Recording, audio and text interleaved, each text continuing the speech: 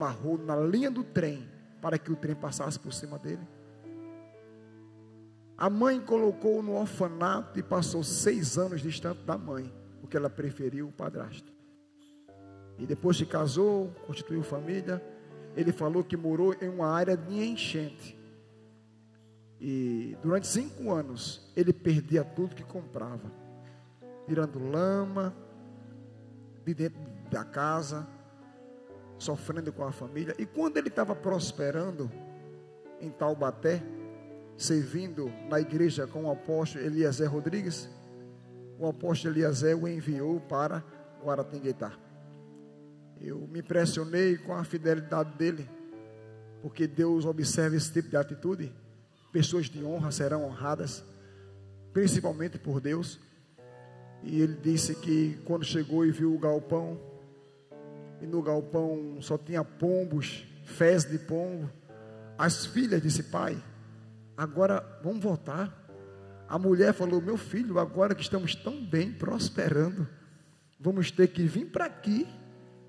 E ele falou: meu líder me enviou, eu vou honrar até o fim. E hoje esse homem vive uma vida extraordinariamente boa, financeiramente, e em todas as áreas que você pensar. O favor de Deus veio sobre ele, o abençoando em todas as áreas. É impossível uma pessoa fiel a Deus ficar descoberto de suas bênçãos.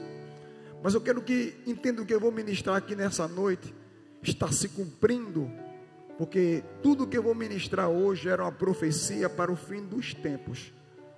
Quando eu estive na África do Sul, Joanesburgo, 2013, o pastor Cris, após nós vimos passar ali 72 nações, pastores e discípulos, cada um cantando um louvor da sua igreja. Nós fomos os últimos, os brasileiros. A maior comitiva era do Brasil, 140 ministros, fora mulheres e pastores e pessoas que foram.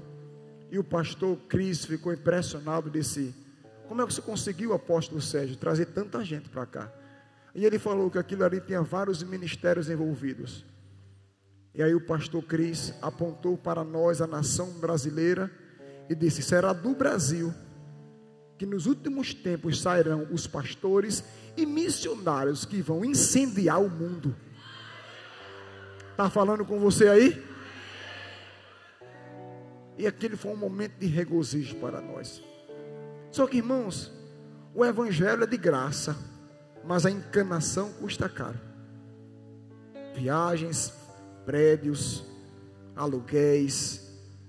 Esses dias, eu já falei aqui, há uns 20 dias atrás, nós compramos para a igreja, para poder organizar, ainda falta botar os caixas que nós compramos, alguns microfones, algumas coisas, deu um total de 63 mil de som para a igreja. O mês passado, estamos já quase concluindo o departamento de mídia e de som que ficará ali em cima. Nós compramos quase 10 mil reais de cerâmica. Então, deixa eu dizer algo para você. Algumas pessoas falam que pastores são ladrões, e pode ter. Eu acredito que tem uns safadinhos, uns lobos no meio da igreja. Mas aqui eu não tenho nem tempo para roubar. Com essas compras tão grandes, eu e minha esposa investimos o que temos. Vocês sabem que nós vendemos nosso carro e demos todo o dinheiro para a igreja. Mas por que o senhor faz isso? Porque eu acredito no que a Bíblia diz. Ela diz que aquele que planta tem o direito de colher. E se eu sou o pastor de vocês, o exemplo deve começar comigo. E Deus tem feito bênção. Nuli e Henrique, rapaz, eu tô com medo que ele me cobre o aluguel do carro, porque deixa semanas o carro conosco. Não falta uma carona de Chico, de Bio, de outra pessoa, de Sinho. Ou seja, a gente não está preocupado em andar a pé ou andar de carro. A gente está preocupado em não perder a graça do Senhor sobre nossa vida. E temos que entender que Deus, como um pai e um bom pai, Ele nos quer ver bem. Muitos aqui sabem o período que eu passei quando meus filhos pediam um biscoito, eu não tinha para dar, sendo pastor dessa igreja. Quando não tinha prédio, era só o barro, não tinha nada. Pastor Wagner participou, quando durante meses o alimento com meus filhos era ovo com arroz.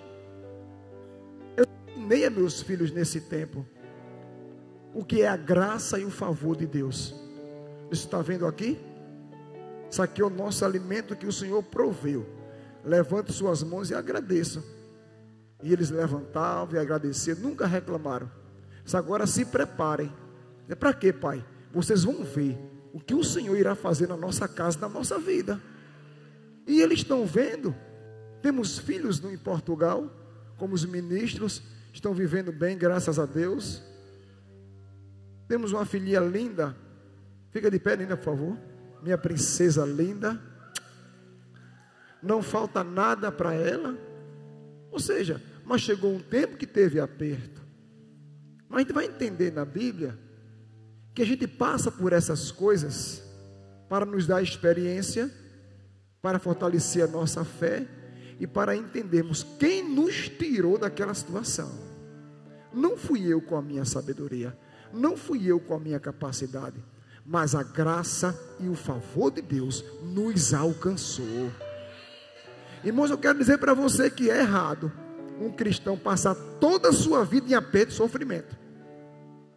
Não é isso que Deus quer, não. Alguma coisa está errada. Todo tempo, nada muda, nada cresce, nada chega, só aperto. Não. Você é favorecido por Deus. Eu poderia entrar aqui numa linha agora, onde mostra que você é filho de Deus e você é herdeiro dele. Ele se preocupa com você, ele te ama e ele quer o melhor para você. Aí vamos ver o que a Bíblia diz. Vamos começar por Provérbios capítulo 10, versículo 22. Algumas passagens você vai ter que ter paciência, porque eu só coloquei os versículos e esqueci de colocar ele já escrito. Aí eu vou ter que ler aqui, ir para a Bíblia, abrir a Bíblia e voltar para o assunto. Provérbios 10, 22. Olha o que diz aí. A bênção do Senhor produz riqueza e não provoca sofrimento algum. Ah, pastor, tenho que sofrer para prosperar. Mentira! Se a bênção do Senhor está sobre a tua vida, ela não te provoca dor, não te provoca sofrimento. A Bíblia diz que a bênção do Senhor enriquece. Preste bem atenção. Vamos quebrar um mito aqui nessa noite. Algumas pessoas pensam que riqueza é dinheiro. Vamos botar um ponto no i. Riqueza não é dinheiro. Dinheiro é um dos itens, uma das coisas que está dentro da riqueza. Porque existem coisas dentro da riqueza que é melhor do que dinheiro. Por exemplo, paz. Quem tem paz e vive riqueza. Dinheiro compra paz? Respeito, honra, amor, unidade dentro da família. Isso é riqueza, irmão. Dinheiro é um dos itens. Por quê? Porque, irmãos, na vida em que nós vivemos, sem o dinheiro você não compra, você não paga, não se veste, não se alimenta, não investe. Eu não posso viajar, eu não posso ir no cinema, eu não posso ir comer um hambúrguer, eu não posso dar o melhor ao meu filho, porque falta dinheiro. Então dentro da riqueza existe dinheiro. Porque na vida em que nós vivemos, quem não tem casa própria paga aluguel. Se compra uma casa tem que pagar. Dinheiro é a mola do mundo.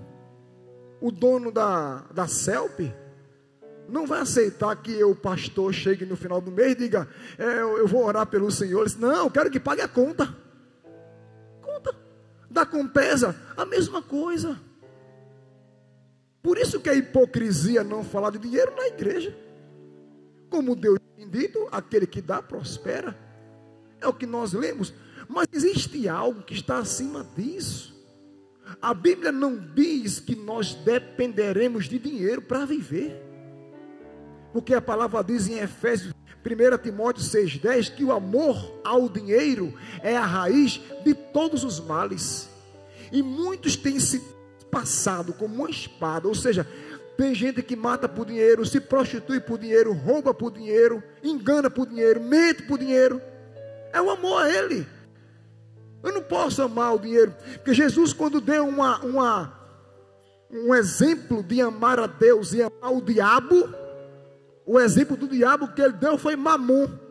Mamon é uma entidade, um espírito, Deus da antiguidade, relacionado a dinheiro, riqueza. Deus disse, Cristo falou, você não pode amar Mamon e amar a Deus. Ou há de servir a um e odiar a outro, ou vice-versa. Então o dinheiro não é em primeiro lugar na sua vida, embora você precise dele. Mas existe alguém que está acima do dinheiro. Onde a Bíblia diz lá em... Como é o nome dele, rapaz? Ageu. Que essa pessoa é o dono do ouro e da prata. Nós sabemos quem está acima. Muitas vezes nós contemplamos milagres extraordinários sem R$1 no bolso. Porque a bênção do Senhor abençoa, enriquece, e com ela não há sofrimento. Sabe, tem pessoas que pensam, eu tenho que morrer de trabalhar, eu tenho que trabalhar muito para ter alguma coisa. Mentira! Porque um dia você vai se cansar na sua força, e quando alguém te colocar para fora do emprego, acabou a tua fonte de renda. Mas existe um Deus que te ama, que te protege, guarda você e te faz prosperar. É disso que eu quero falar nessa noite. Olha, preste bem atenção. O favor de Deus é uma resposta para a nossa vida. É, irmão. Porque servimos a um Deus que não vemos, que não tocamos, que não conseguimos ver a sua face, mas a Bíblia diz que Ele é real, está presente. Oxente, a Bíblia diz que Ele é real e está presente. Sua bênção, seu favor é uma resposta para a nossa vida. Eu achei essa frase extraordinária, ela num pastor americano chamado Bill Winston, que diz, um encontro com o favor de Deus vale mais que uma vida inteira de trabalho. É verdade. Tem gente que se morre de trabalhar todo dia e não tem nada, nem paz tem. Quantos milionários? O último foi o dono da Apple, como é o nome dele? Steve Jobs. Faleceu, um homem multimilionário, e o dinheiro não conseguiu curá-lo, não conseguiu trazer a sua saúde. Mas existe um Deus que pode todas as coisas. Quem foi que morreu? Leandro ou Leonardo?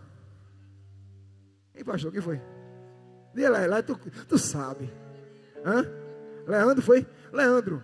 Eu senti a dor daquela família. Sabe? Quando aquele homem contraiu um câncer e a cada dia morria, e um homem multimilionário, e o seu dinheiro não conseguiu trazer a sua saúde. E ele morreu. Dinheiro não é tudo. Deus é tudo. Dinheiro não é tudo. Deus é tudo. Temos que entender isso.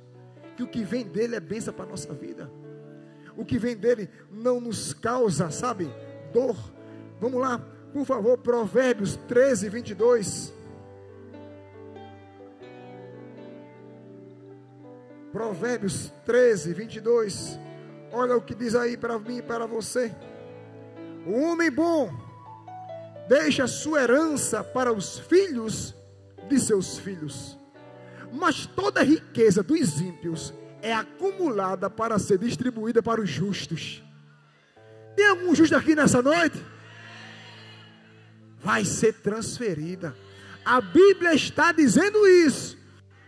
Não deu tempo de eu escrever isso aqui não, na Bíblia não. É o que está dizendo. O homem bom deixa um bom tesouro para seus filhos, filhos de seus filhos, mas a riqueza dos ímpios está sendo acumulada, está sendo guardada para distribuir para Nivaldo, Sheila e família. Para distribuir para Nivaldo, Sheila e família. Eu creio no que está escrito. Ei, alguém vai chegar e dizer: olha, eu não sei porquê, eu não sei onde eu estou com a cabeça, mas deu vontade de entregar isso aqui, olha. E você vai dizer: eu sei porquê, irmão. Eu sei porquê. Porque está escrito na palavra de Deus. Está aqui, olha. E eu sei que esse tempo está chegando sobre nossas vidas. Tempo de favor e graça maior. Eu tenho orado em cima disso aqui. Porque o que está escrito na palavra é para a gente crer e confessar. Eu tenho orado, Senhor, favor e graça. Esses dias meu filho estava lá em Portugal, mas sem emprego. Eu disse a ele: meu filho, preste bem atenção. Não é porque ele formou-se em direito, advogado. Não é porque todos sofreram, tiveram que ralar no pesado, que você vai ter que passar por isso. Você é o que você crê. Vai chegar o que você fala. Mandou agora essa foto para mim, sentado no escritório, mandando um povo falar: pai, está sendo como eu tenho falado. Mandou uma foto para mim. Entende, irmão? Você não tem que ser o que os outros são. Sua vida é a sua vida. Deus tem um propósito para você, um chamado para você. A sua obrigação é crer e se manter firme no que Deus quer para a sua vida. Não porque todos sofreram, eu vou sofrer. Vai embora sofrer sozinho, que eu não vou não. Há um favor sobre a minha vida. A graça de Deus nos acompanha. Aleluia. Quando houver uma grande pressão, repita comigo: haverá um grande favor. Pegue isso. Eu não vou ler, pedir para você abrir, mas você anota. Êxodo capítulo 3, versículo 7 ao 12. Essa é a passagem que Deus se encontra com Moisés. E Deus fala para ele: Moisés, eu tenho ouvido o gemido do meu povo no Egito. Eu tenho ouvido e visto a opressão com que eles são oprimidos. Eu acho maravilhoso quando Deus fala: eu desci do céu para livrá-los, porém, vai. E Moisés começa a questionar: mas Senhor, quem sou eu? Olha, tu pode enviar Arão, ele fala melhor do que eles. Não, eu falo com você, você fala com Arão, Arão fala com o povo, mas é você. Mas o que vou dizer a Faraó, o Deus desse mundo, o homem mais rico, o império mais rico da terra. E Deus falou para Moisés: diga para ele que o eu sou te enviou. Talvez Moisés tenha perguntado, não está escrito, mas assim, o que eu sou quer dizer o quê? E Deus tenha falado: eu sou o que você precisar. Você quer o quê? Poder? Sou o teu poder. Justiça? Sou tua justiça. Prosperidade? Eu sou tua prosperidade. O que você quiser que eu seja, eu sou. Diga para você: você sabia que o eu sou habita em você? Diga: ele é o que você precisar. E se você sabe a história, Deus fez coisas extraordinárias. A primeira vez que Moisés se apresentou a Faraó, ele jogou a sua vara e ela transformou-se em uma cobra. E os magos egípcios também jogaram suas varas e elas conseguiram transformar em cobra. E Faraó começou a caçoar de Moisés. Moisés: Senhor, Deus, calma, é só o início. Aí veio a praga, a água transformou-se em sangue. E os magos também conseguiram jogar um pouquinho de coloral dentro do pote d'água, de suco de uva, de morango, a água ficou vermelha. E aí Faraó começou a caçoar de Moisés. As demais pragas foi uma afronta a cada deus que tinha no Egito. Existia um Deus para proteger de piolho, por isso que todos lá no Egito eram careca. E veio praga de piolho sobre quem era careca. Meu Deus. Existia um Deus que protegia da rã do sapo. E houve a praga da rã. Meu pai, mãe. E a cada dia ia se multiplicando, e cada praga que vinha era uma humilhação para um deus egípcio. Até a última, quando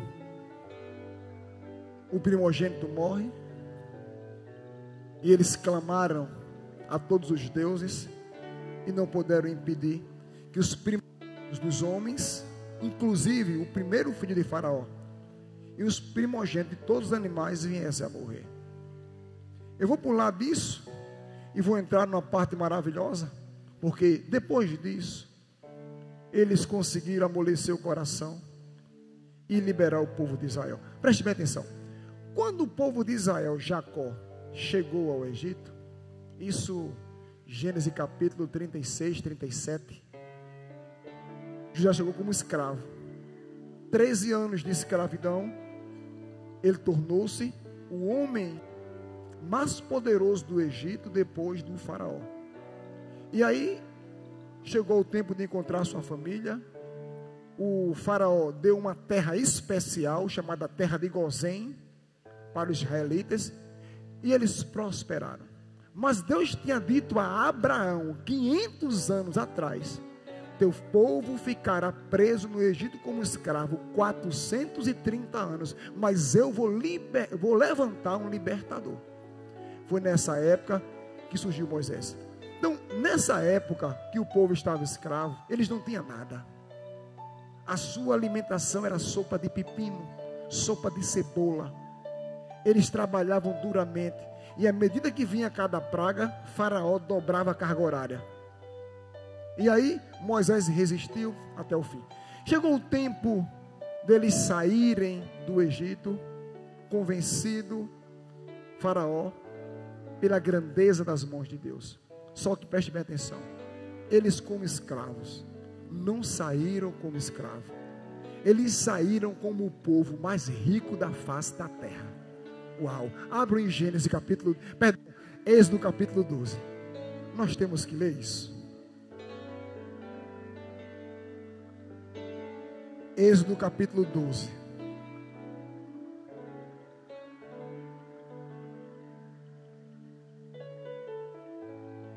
Vamos pegar do versículo 31 até o 36. Diz assim: ainda as trevas da noite cobriam o Egito, quando o faraó mandou chamar às pressas Moisés e Arão, e determinou-lhes: levantai-vos e sai imediatamente do meio do meu povo e das minhas terras, vós e todos os filhos de Israel, ide, portanto, e servi ao Senhor, como tendes insistido. Levai convosco vossos rebanhos, vosso gado, como pediste. Preste bem atenção, irmão. Já viu escravo ter rebanho? Já viu escravo ter gado? Leva os rebanhos, leva os gado, como pediste. Parte e pede a vosso Deus, para que eu também seja abençoado.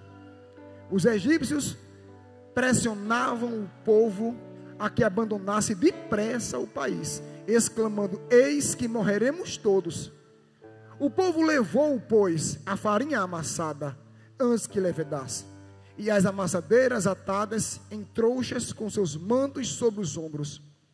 Os filhos de Israel fizeram como Moisés havia dito, e pediram aos egípcios objetos de prata, objetos de ouro e roupas. O Senhor, olhe para cá, embora eles tenham pedido, mas olha onde entra o favor de Deus. Porque o povo estava com raiva. Seus primogênitos morreram. Desgraça veio contra o povo. E eles iam pedir, e o povo ia dar assim, sorrindo? Não. O povo estava com ódio. Mas a palavra fala no versículo 36: o Senhor fez que seu povo encontrasse graça. Aleluia. O seu povo encontrou favor. Irmão, sabe o que é isso? É você, quando chegar para entregar o seu currículo numa empresa, e tendo 50 pessoas mais qualificadas do que você, e Deus dá graça a você. É você, quando for comprar sua casa própria, seu carro que você merece, sua moto, seu apartamento, e ter que exigir dinheiros e dinheiros de entrada, mas o gerente vai olhar para você e dizer: eu gostei de você. Foi o que fizeram. O povo que estava com ódio, magoado, teve graça e favoreceu. A que ponto? Aos olhos egípcios, de maneira que estes lhe davam o que pediam e despojaram os egípcios. Eu vou te explicar o que significa a palavra despojar. Havia despojo nessa época quando uma nação lutava contra a outra e vencia, escravizava o povo, matava o povo, queimava tudo, e o que tivesse de tesouro eles despojavam, eles tiravam tudo. A Bíblia está dizendo nessas palavras que os filhos de Israel levaram tudo, toda a riqueza que havia no Egito. Depois desse fato, nunca mais, nem na Bíblia, nem nos dias contemporâneos, o Egito foi o mesmo. Quebrou. Isso é tão sério que depois de passar isso aqui, se você é leitor da Bíblia, vai se lembrar. Teve uma situação, acho que foi em Números, que Deus ordenou para que Moisés construísse a arca, os utensílios da arca, a tenda e o que ia ter lá dentro. E Moisés disse: tragam objetos de ouro, de prata, de bronze, de pedra preciosa, para construirmos o que Deus mandou. A Bíblia diz que o povo começou a levar, que Moisés disse: pare, pelo amor de Deus, já tem tanto, que eu não tenho onde guardar. Diga para o teu irmão: será que o povo tinha? Já ouviu a história de um bezerro de ouro? Quando Moisés estava lá em cima no Monte Sinai, esperando Deus lhe dar a tábua de pedra escrito com o seu dedo, o povo se apressou e o povo pediu para construir um Deus, e a Bíblia diz, com os brincos, diga para o seu irmão, só com os brincos das mulheres, eles fizeram um boi de ouro, só de brinco, pastor. Será que eles tinham? E por que eles tinham? Diga: por causa do favor e da graça de Deus sobre suas vidas. Entenda isso, irmão. Deus tem muito mais para nos dar do que todo esforço que poderemos implicar na vida inteira. Nós só precisamos nos colocar no lugar certo. Diga: no lugar certo, na hora certa. Aleluia. Eu gosto do que eu vou ler agora para vocês. Vamos dar um pulo em Eclesiastes capítulo 2. É bom. Tenho confessado isso todo dia. Tenho falado para o povo, ensinado as pessoas. Eclesiastes capítulo 2, versículo 24, 25 e o versículo 26. Quem achou, diga: já achei. Vou procurar.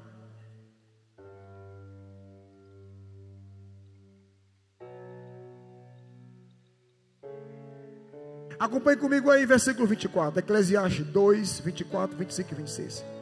Para o homem não existe nada melhor do que comer, beber e se alegrar no trabalho que realiza. Contudo, compreendi que mesmo estes prazeres só podem ser concedidos pelo favor de Deus.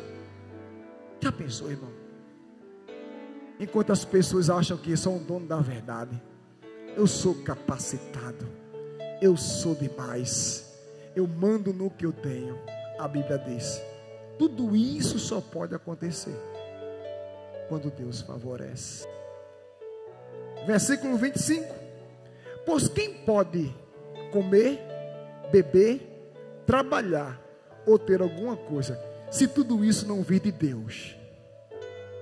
Sem que tudo venha do Senhor, sem que Ele tenha favorecido. Eu quero que você entenda. Eu sei que é você que acorda cedo, eu sei que é você que vai trabalhar, que rala por sua família, mas eu quero dizer: quem é que dá saúde para você fazer isso? Durante o percurso até o trabalho, quantas pessoas não se acidentam? Quantas mortes não acontecem? Quantos feridos? E você vai e volta, vai e volta, vai e volta. Quem é que faz isso por você? Na crise que a nossa nação está entrando, todos os prefeitos do Nordeste estão protestando contra o governo, prefeituras fechando suas portas, o povo está sofrendo, mas eu estou vendo aqui cada um dentro do que pode, vestido, alimentado, calçado. Quem é que faz isso por você? Esse homem que escreveu Eclesiastes foi o rei Salomão, depois de Jesus, o homem mais sábio que andou aqui na terra. E ele disse: ei, as pessoas podem pensar que são elas, mas só Deus pode fazer alguém ter ou deixar de ter. Agora, o principal, a cereja ficou para o 26. Deus concede sabedoria, entendimento e felicidade às pessoas que nele têm o seu prazer. Olhe para cá, por favor. Eu gosto disso. Deus concede bênção para quem tem prazer nele. E isso você pode encaixar com Salmos 37, versículo 4. Tenha prazer no Senhor e Ele realizará o desejo do teu coração. É, irmão, para quem tem prazer nele, Ele concede. Escuta bem, uma coisa é alguém conquistar com a sua mão, com a sua força. Outra coisa é Deus dar. Outra coisa é ser abençoado. E eu vou te falar uma coisa: nós sabemos o que é ser abençoado, nós sabemos o que é milagre. Eu sei o que é intervenção divina. Eu sei, falando do que eu sei, do que eu já vi na igreja, na minha vida, eu sei. Uma coisa é você dizer: eu trabalho muito para poder fazer. A outra é: eu creio muito para me dar. Porque tem coisas que vai além do seu dinheiro. Seu dinheiro tem limite, mas não há limite para quem crê no Senhor. Tudo é possível ao...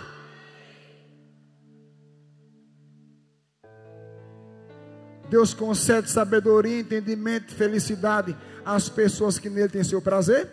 Quanto ao pecador, Deus o encarrega, isso é maravilhoso, de ajuntar e armazenar riqueza para entregar a Nivaldo e a Sheila e sua família. Você leu o que está falando na sua Bíblia aí? Vamos repetir isso aqui? Repita comigo. Deus concede.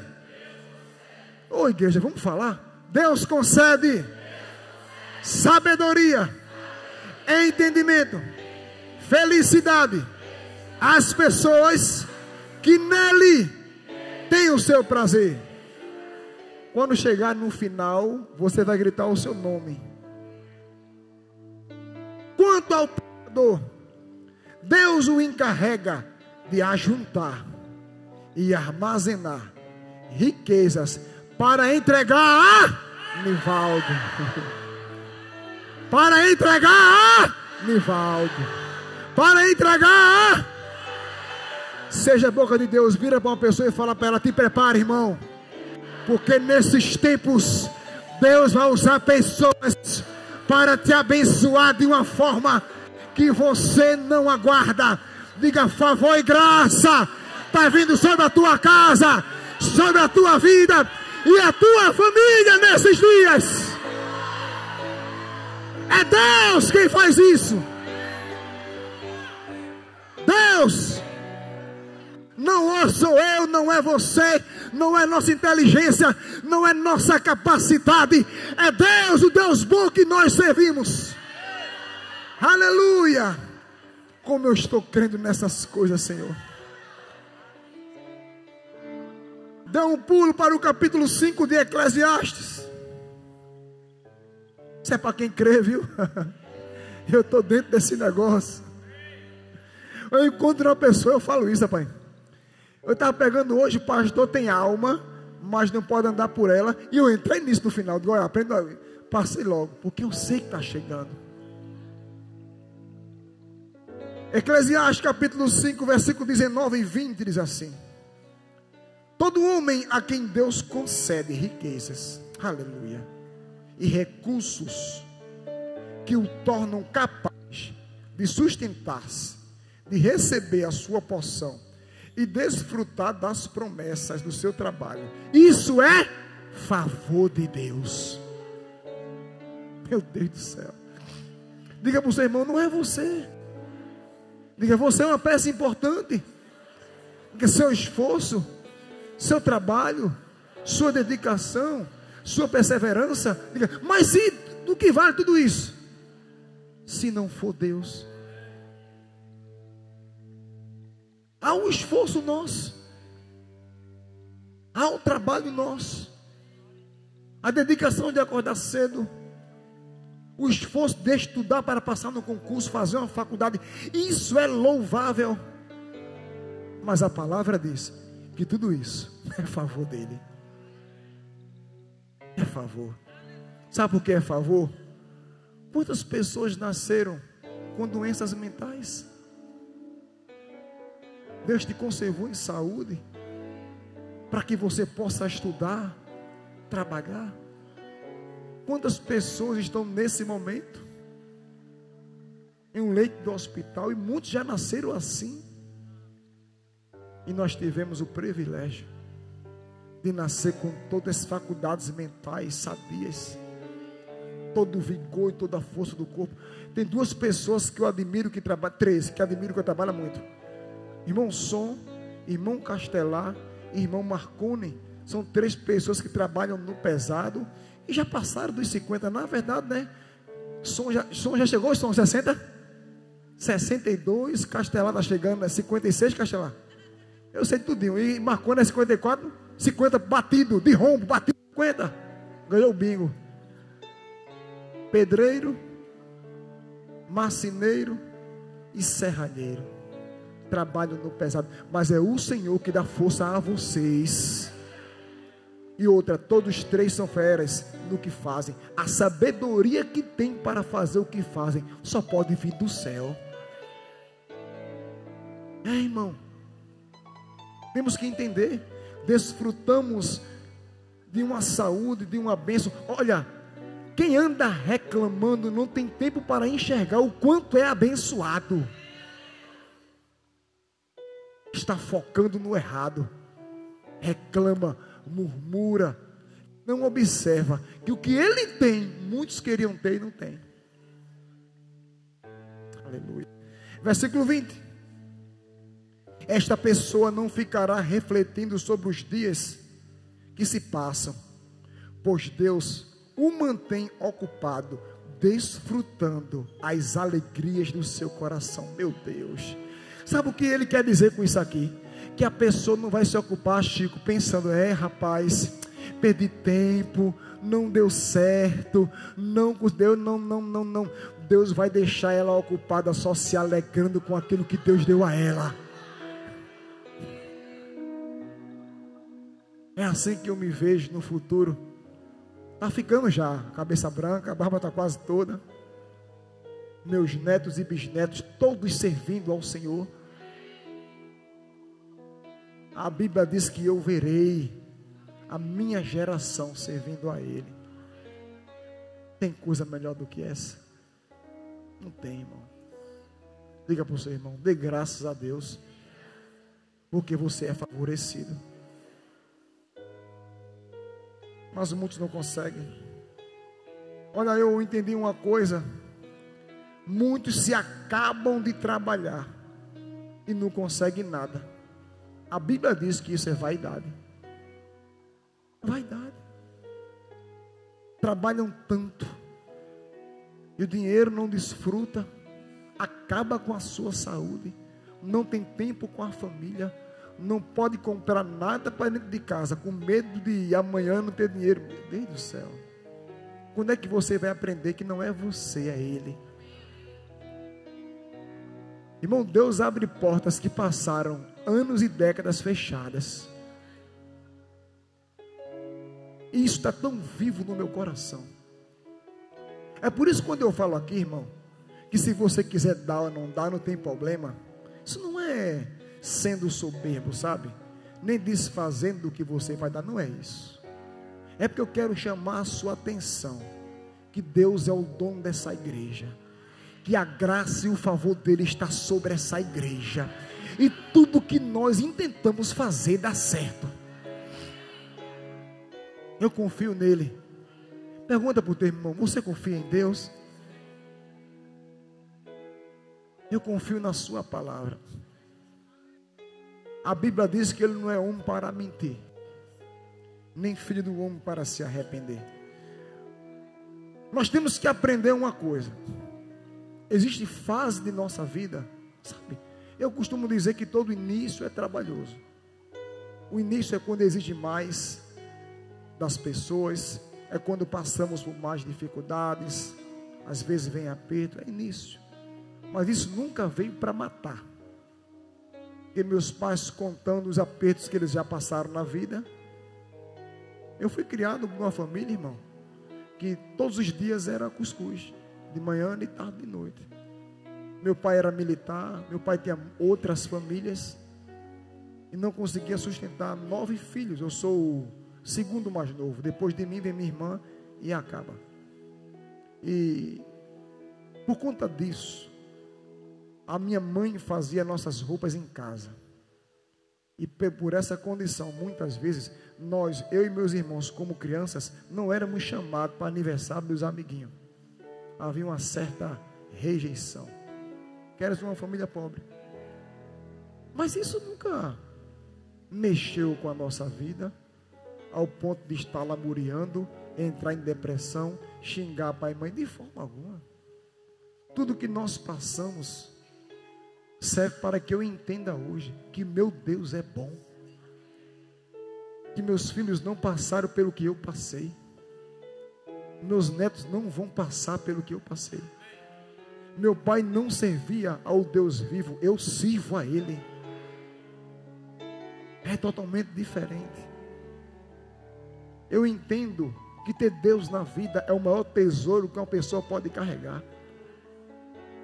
Jesus disse: do que vale o homem ganhar o mundo inteiro e perder a sua salvação? Perder. Quando você passa a valorizar a Deus, você passa a olhar as coisas do mundo como algo que vai acontecer. Jesus disse para nós buscarmos em primeiro lugar o reino de Deus e sua justiça, e as demais coisas você serão acrescentadas. As demais coisas, ele fala do versículo 32, voltando até o 24, quando ele começa a falar sobre as solicitudes da vida. Ele começa dizendo: por que andares preocupados com o que haveis de comer, vestir ou beber? E ele falou: os pagãos, quem são os pagãos para Deus? Aquele que não serve a Ele. É quem andam preocupados com essas coisas. E ele começa a ensinar. Começa a ensinar que Deus tem um zelo por nossa vida. Deus se preocupa com a nossa vida. Ele chega a dar exemplos extraordinários. Está vendo os pardais? Eles não plantam e nem colhem, mas não falta alimento para eles. Aí Jesus pergunta: por acaso vocês não têm mais valor do que um pardal? Temos que entender. Não servimos a um Deus mau caráter, que quer machucar a gente, que quer tirar o que nós temos, prejudicar a nossa vida. Não. Mas temos que entender que Jesus disse que no mundo teríamos aflições. O próprio Jesus orou, quando ele falou em João 17: Pai, eu não oro para que os tire do mundo, mas para que os livre do mal.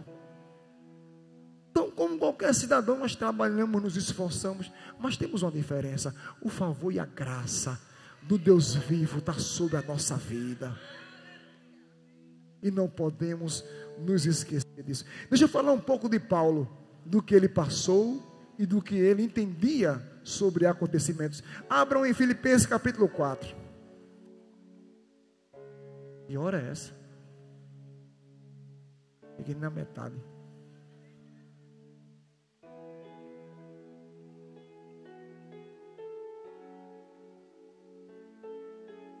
Eita, estou crendo. Filipenses 4. Vocês lembram o que fala o versículo 13? Tudo posso? Bora, tudo posso? Mas por que ele falou isso? Vamos voltar para o versículo 10. Alegro-me grandemente no Senhor, por teres finalmente renovado o vosso cuidado para comigo. Sabe qual era esse cuidado, irmão? Oferta, dinheiro, que eles mandavam para Paulo. Paulo vivia na obra, fazendo a obra, e precisava de mantimento e ajuda, até então para as igrejas que ele estava instituindo e levantando. E ele falou: obrigado por terem lembrado da minha vida e terem mandado cuidado, sobre o qual na verdade estáveis atentos, mas vos faltava ocasião apropriada. Não vos declaro isso por estar necessitado, porquanto aprendi a viver. Aprenda a viver, irmão. Esse é o segredo, Chico. Esse é o segredo. Aprender a viver. Tem pessoas que não sabem viver. Quando elas têm, ela está feliz. Quando não tem, reclama. Tem outras que quando não tem é fiel. Quando passa a ter, larga a igreja. Diga: o segredo é aprender a viver. E aqui ele falou: aprendi a viver satisfeito sob toda e qualquer circunstância. Sei bem o que é passar necessidade, e sei o que é andar com fartura. Aprendi o mistério, aleluia, o mistério de viver feliz em todo lugar e em qualquer situação. Esteja bem alimentado, ou mesmo com fome, possuindo fartura, ou passando privações, porque tudo posso. Porque tudo eu posso. Diga: eu posso tudo, porque o Senhor me fortalece com a sua graça, com o seu favor, com a sua benignidade, com o seu amor, com a sua paz. Fortalece. Não temos necessidade de reclamar de nada. Eu gosto do versículo 19 para encerrar o que Paulo disse, né? Encerrar o que Paulo disse. Mas o meu Deus suprirá todas as vossas necessidades, em conformidade com suas grandiosas riquezas, em Cristo Jesus. Noite de necessidade suprida. Pegue pela fé, eu estou falando profeticamente. Noite de necessidade suprida. Noite do agir de Deus e entrar naquilo que você precisa de uma forma que você ficará espantado. Era isso que Paulo disse. Sabe por que eu posso todas as coisas? Porque o meu Deus, Ele há de suprir. Diga: mesmo com a porta de emprego se fez. Diga: a Bíblia diz que a porta que Ele abre, ninguém fecha. E a que Ele fecha, ninguém abre. Você não deve estar preocupado com o emprego. Você deve estar preocupado em ser fiel ao Senhor. E quem abre porta é Ele. Você não deve temer essas coisas.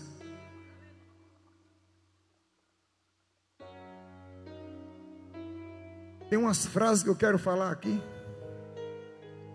Favor é uma resposta do céu para quem não desiste. Irmão. É uma resposta do céu para quem não desiste. Quantas vezes eu cheguei aqui pela manhã, lama, mato, e eu olhava para isso aqui e dizia: meu Deus do céu, dai-me força. Como é que eu vou fazer uma igreja aqui? Não tinha dinheiro, não tinha recurso, não tinha nada. O tempo passou, não desistimos, e a cada dia temos visto o nosso Deus nos favorecer.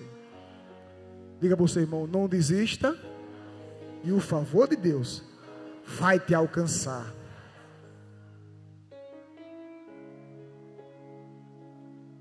Quem te enriquece é a bênção do Senhor e não o teu trabalho.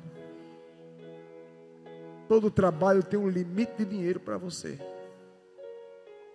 Mas o apóstolo Paulo disse: meu Deus suprirá toda a vossa necessidade, através das suas gloriosas riquezas. Não há limite para o que Ele tem. Por isso Jesus disse em João capítulo 15, versículo 7: se vós estiverdes em mim e as minhas palavras estiverem em você, pedireis, repita comigo, o que quiser. Rapaz, diga assim: Deus está te dando um cheque em branco. Pedireis o que quiser e meu Pai te dará. Está na Bíblia, está lá. Às vezes temos tempo com outras coisas, olhando para outras coisas, mudando o nosso foco, mas Jesus falou: olha, isso só acontece se você estiver em mim, a minha palavra é em você. Aí há uma graça e um favor para você pedir, e a mesma graça e favor para realizar o que você está pedindo. A vida de fé não é uma vida de facilidades, mas uma vida de possibilidades. Diga para o seu irmão: tudo é possível ao que crê. Marcos 9:23. Essa frase é do pastor João Roberto.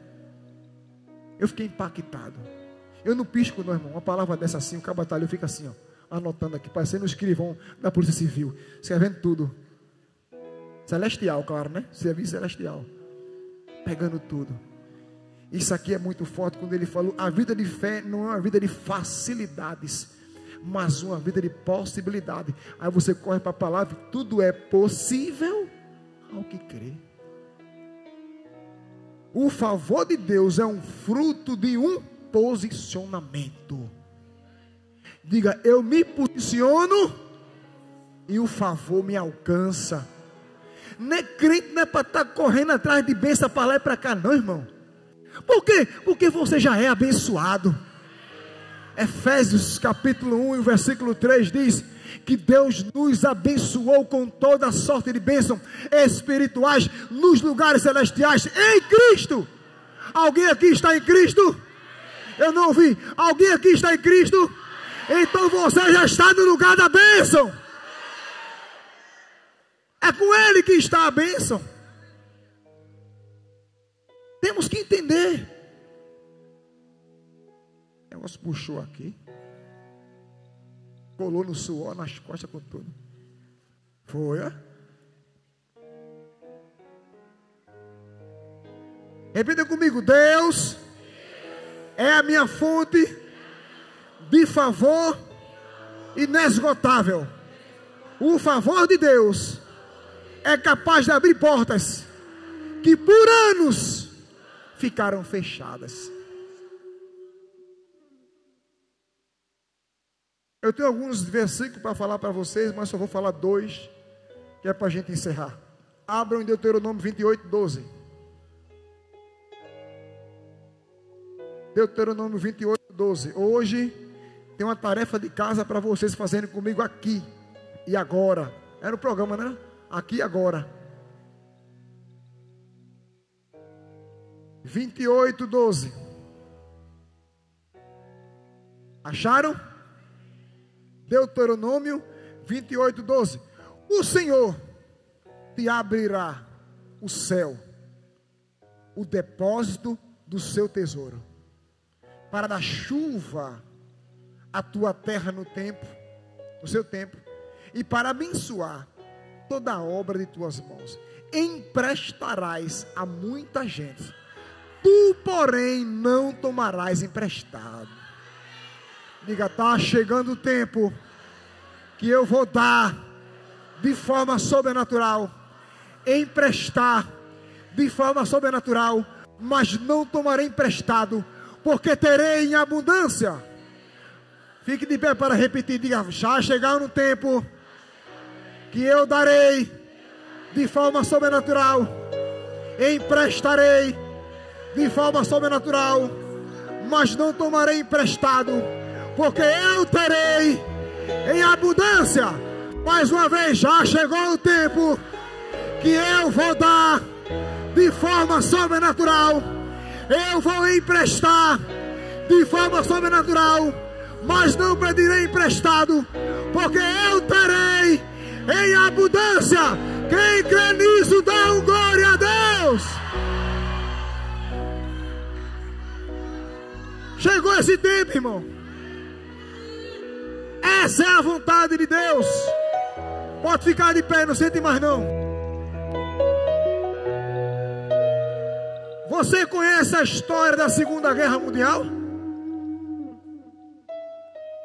Iniciada porque a Alemanha, ela perdeu a Primeira Guerra Mundial. A Segunda Guerra Mundial, Hitler veio. Sabe qual foi o primeiro trabalho de Hitler? Despojar todos os judeus que moravam na Alemanha. Porque nessa época, os judeus não tinham ainda a sua nação. Em 1948, um brasileiro deu o último voto que Israel voltasse a ser Estado, a ser nação. Então, 1940 a 1944 estourou a Segunda Guerra Mundial. E aí Hitler, primeiro passo, toda a riqueza dos judeus. Se você for observar os documentários, os judeus passando pelo campo de concentração, naquela câmara de gás para morrer, que tortura. E tudo que eles tinham foi roubado, porque eles eram extremamente ricos. E a sua riqueza financiou a guerra para a Alemanha. A gente sabe que eles perderam. Em 1948, Israel foi batido o martelo pela ONU como nação, e eles começaram a voltar, com 5 anos depois da Primeira Guerra, com 20 anos, enfrentaram a Guerra dos 6 dias. 5 nações, 50 vezes mais poderosas do que Israel, as nações árabes, se levantaram contra Israel. E montei um documentário na internet, que pessoas que sobreviveram àquela guerra, eles dizem porque Israel era um punhado de gente. E tem uma profecia que eu não me recordo sobre isso. Israel quase não tinha armas, mas Israel tinha uma coisa a seu favor: o favor de Deus, a palavra que Deus determinou sobre eles. Tu não serás cauda, mas serás cabeça. Tudo que eles sofreram foi por desobediência ao Deus vivo. E chegou o tempo deles voltarem. E no documentário mostra que homens largavam suas armas e voltavam correndo. E os comandantes de batalhão diziam: por que estão voltando? E os homens que viveram naquela guerra disseram: porque nós não fomos contratados para lutar contra anjos. Eles viam anjos com espada, e eles soltavam suas armas e corriam. Israel venceu essa batalha dos 6 dias. Se você for entender a geografia de Israel, ela é um deserto, porque a totalidade, se você for estudar a história da antiga aliança, todas as nações árabes, aquela ali, a faixa de Gaza, os filisteus, pertenciam a Israel. Como eles foram dispersos pelo mundo, eles invadiram. Então, foram devolvidos um punhado de terra. Depois eles combateram, pegaram mais um punhado. Então, Israel é uma nação pequenininha, em um deserto, mas uma das nações mais prósperas da face da terra. Quando os holandeses estavam aqui e perderam a guerra, aqui para os portugueses, foram para os Estados Unidos. Quando os judeus também foram expulsos lá da Alemanha, muitos foram para os Estados Unidos, e a grande parte de holandeses e judeus fundaram Nova York. As maiores empresas americanas são dos judeus. Por isso o judeu nos Estados Unidos é muito bem tratado, porque eles entendem que há uma bênção sobre eles. Preste bem atenção, Deus não quebra a sua palavra. Para que eles possam ser salvos, eles têm que reconhecer Jesus. Eles prosperam porque Deus disse que eles iriam prosperar. Você não encontra um judeu, estou falando de quem segue o judaísmo, judeu pobre em nenhum lugar da terra, porque eles creem no que a palavra diz, eles levam a palavra ao Senhor e vivem de acordo com ela. Até hoje a bênção do Senhor está sobre eles. Irmãos, a Bíblia diz lá em Gálatas capítulo 3, que Deus mandou Jesus para que a bênção de Abraão chegasse aos gentios. Quem são os gentios? Eu e você. Quem é Abraão? O pai da raça israelita dos judeus. Jesus nasceu da linhagem de Davi, filho de Abraão. para que o evangelho chegasse a todas as raças, todos os povos. Ou seja, a cada pessoa que se converte hoje é creditado como filho de Abraão e tem direito à herança que é dele. E quem era Abraão? A palavra fala em Gênesis que ele terminou a sua vida riquíssimo em prosperidade e prosperou em tudo. Nós temos que entender quem nós somos. Esse favor está de forma maior sobre nossa vida. Por quê? Porque eles são judeus, estão debaixo de uma palavra, mas na antiga aliança. E hoje eu e você somos um com o Senhor. Somos um com Ele. A falta de conhecimento disso está nos roubando. A falta de conhecimento disso faz eu e você muitas vezes lutar para alcançar alguma coisa. Mas eu creio que chegou um tempo de mentes serem esclarecidas, mentes serem abertas, para entendermos que nós somos um apóstolo que é nosso. Porque eu vou perguntar uma coisa aqui agora, eu tenho certeza, se a senhora fosse uma milionária hoje, essa igreja estava assim? Fosse você sim, um homem rico em dinheiro, essa igreja estava assim? Não estava. Porque o nosso desejo é querer ver ela melhorar. Os ar-condicionados já estaria aqui, o melhor já estaria aqui. Missionário já teria sido enviado para abrir novas igrejas, porque recurso teria. É hipocrisia dizer que dinheiro não é importante na obra. É, porque estamos entrando agora em Maranguapium, amém? Até o final do ano, marcha da ano que vem, vamos iniciar IAR Maranguapium. Estou entrando lá já estou entrando lá. Já pedi uma célula ao pastor Will, ele me deu a célula que tinha lá. Chico já arrumou casa de paz. André vai arrumar casa de paz. Vamos entrar com tudo em Maranguapium. E até o ano que vem vamos iniciar uma nova obra em Maranguapium. Mas se houvesse recurso sobrando hoje, a gente não esperava para o ano que vem. Comprava o prédio, alugava agora, mobiliava agora e começava agora. Mas eu creio que esse tempo vai chegar. Quando o povo prospera, a igreja prospera. Aponte para alguém e diga: quando o povo prospera, a igreja prospera. Diga: você, fale para ele, você vai ser um grande financiador da obra do Senhor. Diga: você vai ajudar a manter missionários por todo mundo. Você vai ser um grande investidor na casa do Senhor.